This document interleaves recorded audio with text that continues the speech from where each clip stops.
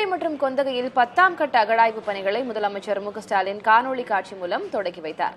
அங்கிருந்து செய்தியாளர் மணிகண்ட பிரபு வழங்கிய கள நிலவரத்தை பார்க்கலாம். கீழடி மற்றும் கொந்தகையில் 10ஆம் கட்ட அகழாய்வு பணிகளை முதலமைச்சர் மு.க.ஸ்டாலின் இன்று காணொலி காட்சி மூலமாக தொடங்கி வைத்திருக்கிறார். உலகத் தமிழர்கள் பெருமைப்படக்கூடிய வகையில் தமிழர்களினுடைய பாரம்பரியத்தையும் பெருமையையும் வெளிக்கொணர்ந்த கீழடியில் இதுவரை 9 கட்ட அகழாய்வு பணிகள் நிறைவடைந்து இன்று 10ஆம் கட்ட அகழாய்வு பணிகளை முதலமைச்சர் மு.க.ஸ்டாலின் காணொலி காட்சி மூலமாக தொடங்கி வைத்தார். இந்த அகழாய்வு பணிகள் என்பது தொடர்ச்சியாக மத்திய தொல்லியல் துறை 3 முறையும் மாநில தொல்லியல் துறை 6 முறையும் மேற்கொண்டு இருக்கிறது. இதில் கிட்டத்தட்ட 30,000த்திற்கும் அதிகமான பழமையான அகழாய்வு பொருட்கள் கிடைக்கப்பட்டிருக்கிறது. இந்த பொருட்கள் கீழடியில் உள்ள அருங்காட்சியகத்தில் காட்சிப்படுத்தப்பட்டிருக்கிறது.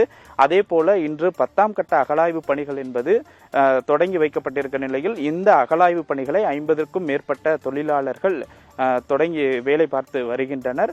கீழடியை பொறுத்தமட்டில் சுடுமண்ணாலான பொருட்கள், பொம்மைகள், காதணிகள், அதே போல அந்த பவளமணிகள், சூது பவளம் உள்ளிட்ட பல்வேறு வகையான பழமையான பொருட்கள் கிடைக்கப்பட்டிருக்கிறது.